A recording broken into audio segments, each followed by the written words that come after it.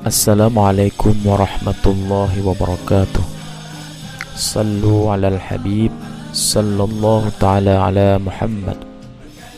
Rahasia 5 huruf pada kata Sya'ban. Subhanallahu azza wa jalla, betapa besar sekali kehormatan yang ada pada bulan Sya'ban. Di dalam tulisan Sya'ban terdapat 5 huruf Arab, yaitu Shin, Ain, Ba, Alif, dan Nun.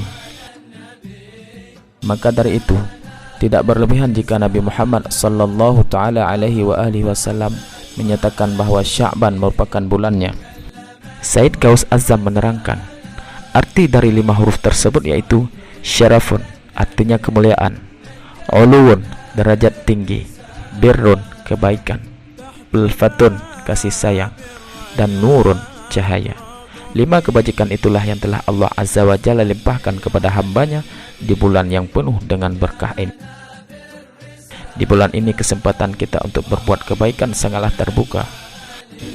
Bulan ini juga dihujani dengan keberkahan. Kesalahan-kesalahan dimaafkan, dosa-dosa ditebus, salawat-salawat dilantunkan kepada Nabi sallallahu ta'ala alaihi wa alihi wasallam.